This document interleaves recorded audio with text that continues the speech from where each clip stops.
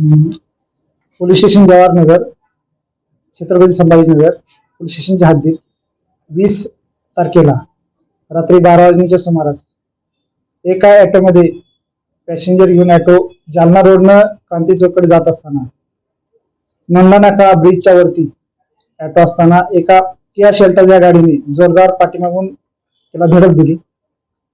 त्या धडकेमध्ये एक मुलगा 19 वर्षाचा ऑटोमधून उडून तो ब्रिजच्या खाली पडून एक्सपायर झाला. त्या अपघातामध्ये एक 5 वर्षाची मुलगी सुद्धा एक्सपायर झालेली आहे. अपघातामधील जे नातेवाईक होते ते रिक्षामध्ये बसलेले त्यांना तात्काळ ॲम्ब्युलन्सने आणि इतर वाहनांनी एमजीएम हॉस्पिटल येथे दाखल करण्यात केले. एमजीएम हॉस्पिटलमध्ये दाखल केले असताना त्यापैकी एक महिला आहे ती 7-8 महिन्याची प्रेग्नंट होती. तिचे बाळाचे मिसकॅरेज झालेले आहे. इतर लोकांना सुद्धा एमजीएम हॉस्पिटलला उपचार सुरू आहेत. सदरची घटना घडल्यानंतर त्यातील जे थोडासा व्यवस्थित तब्येत असलेले साक्षीदार व त्यांचे नातेवाईक पोलीस स्टेशनला आले. त्या आलेल्या नातेवाईकापैकी काही लोकांनी शंका घेतली की ती जी गाडी आहे ती गाडी मुलगी चालवत होती. नातेवाईकाच्या विनंतीनुसार त्यांच्या सांगितल्यानंतर आम्ही जवळजवळ त्यांचे तक्रारदारांनी इतर नातेवाईक 25 ते 30 लोकांनी त्यांच्या समक्ष आम्ही जे आमचे जे सीसीटीव्ही कॅमेरे आहेत ते चेक केले असता त्यांची खात्री झाली की तो जी गाडी आहे ती गाडी आहे तो एक पोलीस इसम चालवत आहे, जेंट्स चालवत आहे, लेडीज चालवत नाही.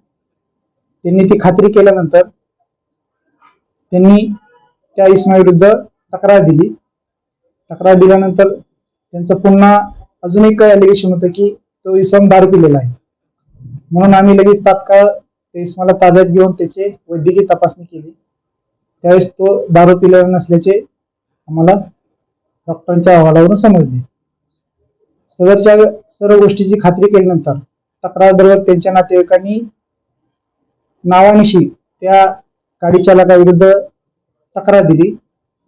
गाडी चालकाचं नाव हे कश्यप विनोद पटेल आहे. वय 33 वर्ष आहे. राहणार कुशलनगर मोंडा नाका जवळ छत्रपती संभाजीनगर आहे. त्यास अटक करून माननीय न्यायालयात हजर केले व आजपर्यंत त्यांची पोलीस कस्टडी रिमांड मंजूर करण्यात आलेली आहे. पण जो व्हिडिओ समाज माध्यमावर व्हायरल होतो त्यामध्ये उतरताना दिसतंय आणि असा आरोपही होतो गाडी ड्रायव्हर चालवत होता तो एडिट झालेला व्हिडिओ आहे. याबाबत आपण काही शहानिशा केली का? आम्ही आरोपीला ताब्यात घेतल्यानंतर त्याच्याकडे विचारपूस केला असता त्यांनी सांगितलं की त्याच्या गाडीमध्ये 3 मुली होत्या. त्यापैकी 2 मुली ह्या त्याच्या भावाच्या मुली होत्या आणि एक तिची मैत्रीण होती. त्या 3 मुलीपैकी 2 मुली 17 वर्षाच्या आणि एक मुलगी ही 13 वर्षाची होती. 20 तारखेला जी मोठी मुलगी होती रिव्हर्स डेल हायस्कूल सातारा परिसर येथे त्यांच्या शाळेचं अॅन्युअल फंक्शन होतं. ते फंक्शन केल्यानंतर पूर्ण झाल्यानंतर ते सगळेजण लॉंग ड्राईव्हला गेले आणि झाटाफाटा केम्ब्रिज नाका या मार्गे ते पुन्हा परत घरी चालले होते. आणि जी मुलगी होती त्यातली एक जे आरोपी आहे आरोपीच्या ज्या भावाची मुली होती त्याची एक मैत्रीण होती. ती 17 वर्षाची राहायला ती क्रांती चौक पोलीस स्टेशनच्या हद्दीत होती. म्हणून ते आकाशवाणीवरून मुंडा नाक्या ब्रिजवरून ते क्रांती चौकला तिला सोडण्यासाठी प्रथम जात होते आणि ते जात असताना त्यांच्याकडून हा अपघात झाल्याचं आम्हाला समजलेलं आहे. समाज माध्यमांनी टीका केल्यानंतर पोलीस डिपार्टमेंट समोर येत आहे.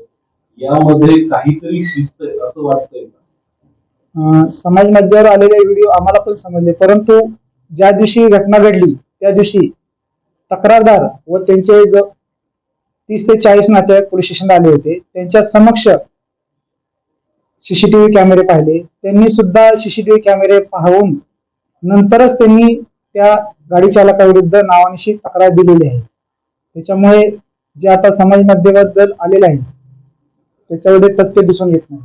सर अभी जो सीसीटीवी बताए वो लोग उसमें ड्राइवर जेंट्स नजर आ रहा है, मेल ड्राइवर चला रहा है. पर सर घटनास्थल और वो स्पॉट का गैप कितना है? घटनास्थल का गैप लगभग 1 किलोमीटर है. पर हमने जो प्राइवेट भी सीसीटीवी कैमरे देखी त्याच्यामध्ये सुद्धा ती गाडी कुठं न थांबता डायरेक्ट घटनास्थळावर गेले. मतलब उसमें ये तय हो गया सर कि वो वही जो आपने अरेस्ट किए वही आरोपी चला रहा था, ये कंफर्म है उसमें सीसीटीवी? बरोबर आहे. तक्रारदार यांनी सीसीटीव्ही कॅमेरे बघून त्यांच्या इतर नातेवाईकांनी सुद्धा किंवा त्यांच्यावर आलेल्या लोकांनी सुद्धा सीसीटीव्ही कॅमेरे पूर्ण बघितल्यानंतरच त्यांनी ती पोलीस स्टेशनला त्या माणसाविरुद्ध तक्रार दिली. हे आरोप लावत होते की ड्रायव्हर तेनी असते, गाड़ी पण तेनी होते, ते हमारा ये जो हमको गाड़ी दिखाए वो गाड़ी नहीं थी, गाड़ी लड़की ही चला रही थी, ये आरोप उसके फैमिली लगा रहे थे जो मिलता है. घटनास्थळी तर गाडी आहे, त्याचा गाडीचा नंबर दिसतोय किंवा गाडी सगळं आहे. आपण फॉरेन्सिक टीम बोलवून त्यांच्या समक्ष त्याच रात्री पंचनामा केलेला आहे. त्याच्यामुळे घटनास्थळावर तर त्या दोन्ही गाड्या होत्या, रिक्षा पण होती आणि अपघात झालेली गाडी पण होती. त्याच्यामुळे गाडी तर बदलण्याचा काही विषयच येत नाही त्यामध्ये. मध्ये महिलांना गाडी ड्राईव्ह करण्यासाठी चेंज झाला ये हो सकता है ना सर, जांच का विषय है ना ये. जांच करे तर आता तर तसं एकदम पूर्ण जर आपण पाहिलं तर त्याच्यावर कुठंच असं शक्यता दिसून येत नाही की गाडी थांबवून गाडी चालवायची नाही. तर ते गुरुद्वाराचा ब्रिज आहे, गुरुद्वाराचा गेट आहे आणि ते ऍक्सिडेंट स्पॉट आहे ब्रिजवरचा. तिथे सीसीटीव्ही कॅमेरा बघितले, तिथं पण पाहिलं, पण तिथं सुद्धा गाडी आमच्या आपण दाखवला 1 किलोमीटरच्या अंतरामध्ये टोटल 3 सीसीटीव्ही कॅमेरे आमचे आहेत पोलीस स्टेशनचे. सर जो रिक्शा ड्राइवर था उनके जो रिश्तेदार है वो बड़े की जो लड़का ये इन्होंने एक्सपेक्ट करे उसके अंदर आदमी नहीं था, वो उनका बोलना है सर. बराबर है, उनका बोलना है, पर हमने उनको पूरा सीसीटीवी कैमरा दिखाया है. सभी तकरारदार और उनके जो 25, 30, 40 लोग आए थे उनके सामने सीसीटीवी कैमरा उन्होंने उनको दिखाया है स्टेशन का. उसके बाद उन्होंने देखने के बाद उनका पूरा समाधान होने के बाद उन्होंने खुद ये उनके खिलाफ एफआईआर दी है. आम्ही पण त्या थोडस व्हिडिओ बद्दल म्हणजे खात्री करण्याचा प्रयत्न करत होतो की आणखी काय त्यामध्ये का, परंतु तो व्हिडिओ आम्हाला पूर्ण असा दिसून आलेला नाही. जो समाज माध्यमावर व्हिडिओ व्हायरल होतोय, जो एडिट करून टाकला गेला त्याच्यात आवाजही नाहीये. आपल्या डिपार्टमेंट कडून याच्यावर काही कारवाई होणार, त्याचा तो कोणी बनवला, त्याच्यात काय छेडछाड केली गेली, याचा काय आपण तपास करणार आहात? आम्ही त्याबाबत पुढे खात्री करणार आहोत. कोणी ती व्हायरल केला तपास करणार आहोत पुढे. आणि काल सर प्रसार माध्यमांना आपण माहिती दिली नाही आणि काही रात्री संध्याकाळनंतर प्रसार माध्यमांना माहिती दिली, यामध्ये मागे आपलं काय दिलं? यामध्ये असे कोणती हेतू नव्हता, परंतु ते काही गोष्टीचा खात्री करणं आवश्यक होते म्हणून आम्ही ते दिवसभर त्या गोष्टीची पुन्हा खात्री करून आपल्याला ऑथेंटिक माहिती दिली आहे.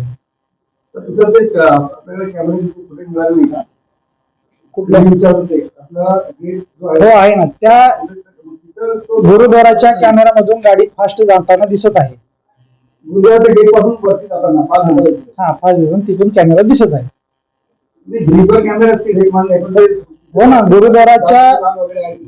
गुरुद्वाराच्या तिथल्या सरकारी कॅमेऱ्यामध्ये गाडी फास्ट रिक्षा पुढे जाताना त्याच्या पाठीमागे गाडी फास्ट जाताना दिसत आहे. गाडी कोण बसलो होतं हे दिसत नाही, कारण गाडी फास्ट आहे. त्याच्यामुळे शंका धरायला वाव आहे नाही, कसली शंका धरायला वाव नाही.